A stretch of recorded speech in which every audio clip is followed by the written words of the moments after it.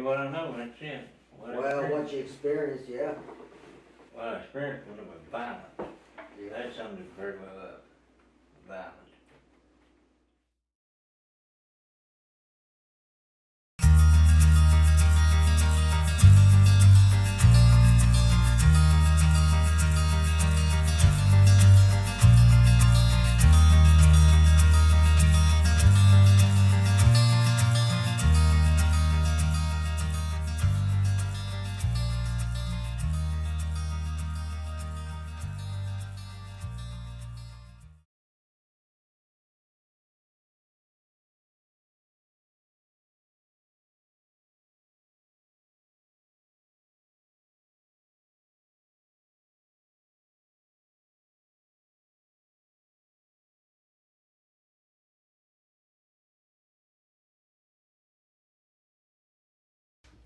I want you to go back in time about 100 days ago, just before the tornado came, but about 2 hours before. So Yeah. a couple of hours before, what were you doing? Well, watching TV, just piddling around, warm outside. Yeah.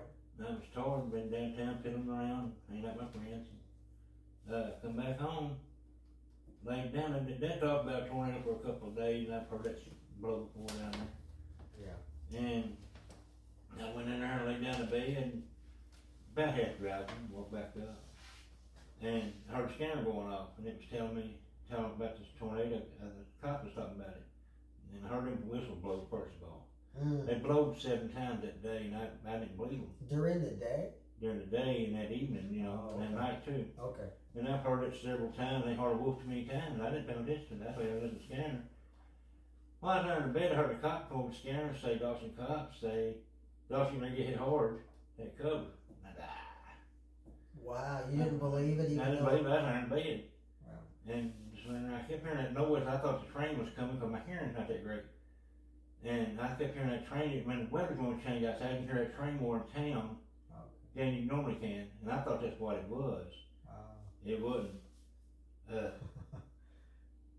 It kept getting louder and louder, and all of a sudden, it blew the windows out of the house. They just exploded. And it wasn't a little bit, just a few seconds after that house right across the street hit my house. And I was there in the bed. When that house right hit my house, it was the loudest. What kind of house hit your house? That's what a house trailer. So the house trailer became airborne and slammed into your house. Slammed into my house. Broadside.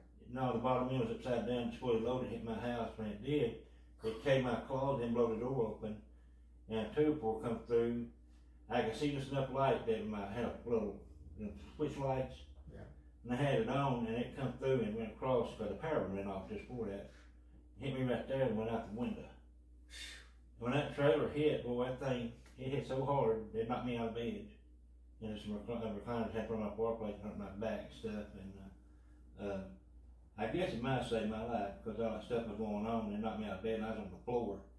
I down away from all the debris. So you're on the floor. Are you seeing or feeling or hearing the wind above your head? You hear it sound like nails pulling out of the house, like, you know. And then the sucking feeling trying to lift me up and my ears are popping. And just that.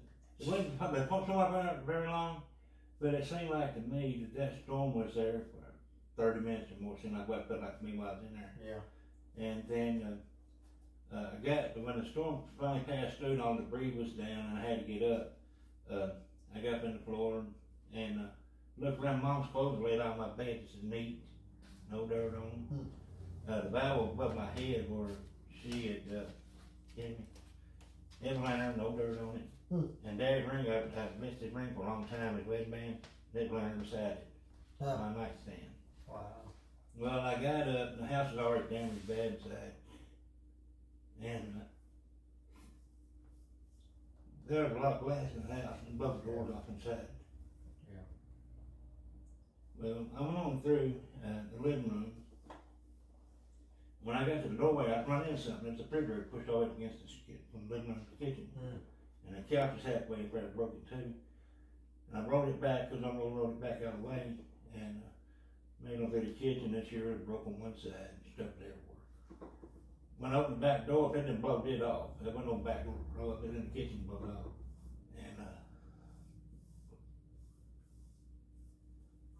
And when I looked out the back door of my laundry room, I could see red lights down the street. And I thought it was on Pine Street. No, the houses were gone. On 62, I didn't know it. 62 is, how far away is 62? 62 is on the other side of the ballpark. I Oh, live on this side of the ballpark. yeah. There's Pine Street in the ballpark. Wow. Well, they wasn't there. They was on the other street. I didn't know the house was gone then because it was too dark. And we went outside on a girl spring and had 2 kids. And she was very close to my porch. And she's just been blew up there from the corner down there. But John lived there at that time. John had to cross there with Jim and Jackie, my neighbors. And he had like a little treehouse thing there set up for him. And he got them over there, and then the kids there, but then it was just chaos there. It was all tore to pieces. And the next morning we stayed there at night because that's basically we were getting the houses all like breaking and everything. And this is crazy. I don't know what it's when we stayed there, we had guns so they couldn't leave. Right. And the next morning it already dawned. We couldn't sleep that good. And I had to sleep before in the kitchen with everything was tore up. And when I look at that back glass, it all blowed out. I sent you a picture of it. I showed you a picture already of it. Right. When I looked at down through there again, and it's daylight, there was nothing. It was a total shock. Yeah. You know, everything was gone. It looked like a bomb went off. Yeah. It's instant PTSD. It's just shocking to see Yeah. your life disappear. You know, I went outside and filmed it, and everything was gone. I didn't know. I could tell at night, but I couldn't see. I didn't have a good light to see it for. And but it was a mess. Everything was gone. It was total destruction. And then, you know, a couple ladies died, passed away in their yard, and one down the street. And Now the ladies in your yard, tell me what happened with them. How did they get in your yard? that was Carol and her sister Marcia. That's my neighbor for 29 years. They lived behind me. Just behind you. Yeah. So they ended up outside of their Pine house. Street up there to my house. Yeah. And they passed away from the storm. And a cop come knocked on my door that morning. I was standing probably right there beside me, didn't know I was there. But I was there all night, I didn't hear nobody. Yeah. Wow. And we went out there and looked, and that was the ladies there. And then I went across the street down a little bit. And see, it was just a violent situation. You know, the worst thing I've ever been through. I don't know. Outside of their Pine house. Street up there to my house. Yeah. And they passed away from the storm. And a cop come knocked on my door that morning. I was standing probably right there beside me, didn't know I was there. But I was there all night, I didn't hear nobody. Yeah. Wow. And we went out there and looked, and that was the ladies there. And then I went across the street down a little bit. And see, it was just a violent situation. You know, the worst thing I've ever been through. I don't want to go through it again. Explain what it's like to feel like you're being sucked up. I mean, what was that experience It like? feels like weightlessness. When you're there on the floor and it's trying to pick you up, it's like it was trying to lift me up, set me up with it, just like weightlessness. Even though there's a roof on your house. Ain't on the roof on my house. Well, the roof was gone. Okay, so the roof, it pulled the roof The off. window was gone out. All the windows gone out of the house and the doors off. Yeah. And it was like it was trying to lift me off the floor. Hmm. And then, It's gotta be frightening. yeah, so I just asked, while I was down there, I said, "Jesus, please help me protect me." And I made it through it. So that's what you did. Okay, so now, go back to when you're in the bed and okay, I just got slammed against the wall. Right. Did that send you into prayer? Did you say, I did Lord? right then. Okay, so what are you praying at that moment? I just told Jesus to protect me with his hand. Yeah. I said, "Because I'm going to die if you don't." And did you pray that multiple times? Just the one I time? prayed one time, but I'll try again to do it. Because I'm here. That's right. It definitely worked. In the house beside me, my neighbor's cars and trucks, they went through that house beside me, the car and truck sitting inside the house itself, and their trailer slammed that house too. Wow. And they took it off, and that Corvette was sitting outside, all the steel from one trailer was wrapped around my trees and all around my carport and stuff. It didn't hurt the car. The body of it blew the glass out of the car, don't get me wrong. But as far as the body being tore up, no, it didn't hurt it. Wow. No. And it tore everything else up though. It been like a different place. Well, I used to go down there and over there in my life. Sometimes I have to think about where I'm at because there's so much destruction down there. Yeah, and There's no signs. Huge portion of your life was on those very streets. Right. In those neighborhoods that don't even exist anymore. Right. I don't know a lot of people went there. There's a lot of houses still stressful sometimes, so. Yeah. But what I lost and asked was replenished for this place here and Yeah. that out there, so. Yeah, the Lord has definitely blessed you. Yeah. Now the question is, why is he blessing you so much? Because it's coming fast and furious, specifically for you. Yeah, I don't know. He just does it. Well, there's a reason. I mean, he doesn't do things without cause or reason, so Right. there's something behind it. Yeah. So, well, that's the mission then, to find out what it is, why the Lord loves you so much that he is, it's almost like more favor than someone else, but, you know. Every single day. Yeah. Sometimes 2 or 3 times a day. Sometimes they come run me down to ask me stuff or give me stuff or do this or help or something. And it wasn't just one person, a lot of people. I've seen a lot of people come through and help us during that time, you know? Yeah. You can never run out of food or water if you're in that tornado, because they come every 30 minutes for food or water. Somebody did when we worked on our houses. Yeah. So but during that time of that tornado and stuff, I made some bad decisions on stuff. I already kept things or did this. Yeah, but still. My mind couldn't pass and everything around it was gone. But the tornado, let's talk about some spiritual implications. Right. Why would God send a Category 4 tornado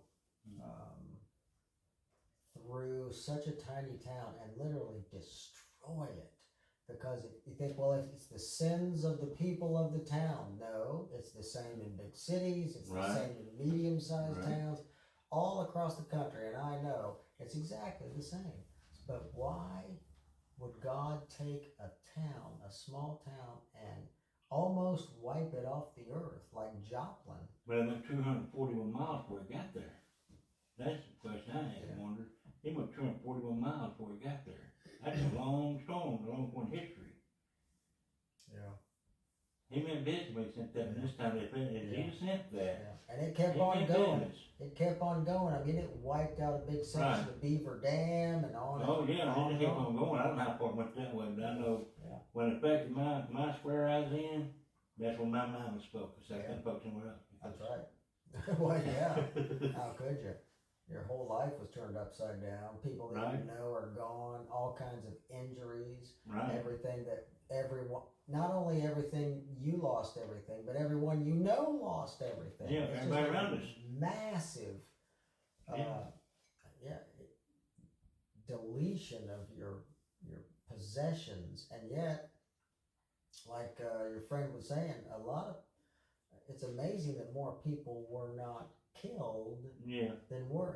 I'm surprised when more people come though. I figured 200 or 300 probably killed. What was it, 13? I don't remember the number. 13 or 16, I can't remember. Somewhere under 20 people, and it could have been hundreds. Easily. That's right. So, but amazing. So they wiped someplace completely off the foundation. That girl behind me, she was at work.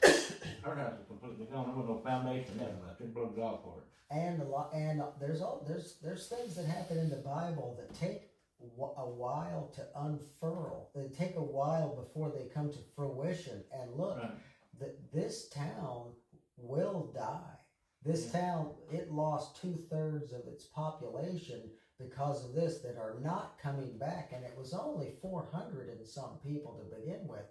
So this town will not be able to survive. You put a hurt on it. And so my point is, what he allowed with a tornado, over time, that tornado will still be the cause of the death of the town. It broke his back. It was the final shot on the back. Yeah, that's a good example. So too.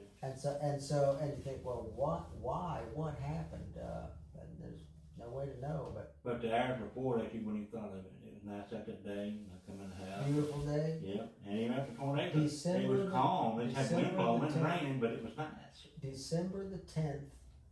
2021. Right. A beautiful day for December. Right. You go inside, take your shoes off, relax, and go to bed. And you heard a little chirping about the possibility of tornadoes, but you've heard that over and over your whole life. So many times, like all of us. Dawson never gets hit. That thing will hit. I'm going to bed. And then all of a sudden, what is that? Yeah. Oh, hell breaking loose. Well, what it sounded like. Yeah, that's exactly what it was. And by the grace of God, you get a couple of nicks and Right. nothing else. Right. There's people that have passed away at your feet. Right. Yeah, it was a rough situation, so. It's just that house, I showed you a picture of that house, I did look like somebody went over the blender, just blended everything up. Yeah. So. Yeah, I'm just surprised, like I told you, I'm surprised there wasn't more people killed in that storm. Kevin told me, he told me that, he said that's five people were killed. Yeah. It usually that town, it was demolished. Yeah. I looked at the video of my house would be standing still, and all the rest of it would be gone. Yeah. And the little house in the corner would be gone. The rest of them be gone. My old house still standing there. Part of it's gone, part of it wasn't. But Yeah. the 2-4 stuck into it and stuff. If you've been with a 2-4 that, you might well be dead. It killed you. Yeah. Well, if anything traveling over 200 miles an hour, doesn't matter what Right. it is, if it hits you, it's going through your clothing and your body. Right. It's like old trucks sitting out there. You see the evidence. Them Yeah. broke the stern column in one, broke the back seat, they broke the seat down at the back in one of them. You know, beat them. You know, looked like they'd been to a demolition derby, I reckon, or worse. And then, but in America though, the outpouring and Right. the compassion that still exists in folks They in poured a lot of America, blood in that town. it came from all over the country, really, Right. but heavily in the South and the Midwest, of course, because Yes. that's where the good people are. No, Right. not just kidding. But they just poured into this town huge amounts of everything needed, from cash to Yeah. clothing and Yeah. food and labor and prayers and counseling Right. and so maybe it could have been, or a piece of this was so you could actually see the hand of God after the disaster. Right. You know, I mean, all things work together, so Yeah. it's amazing. But yeah, well, let's take a walk.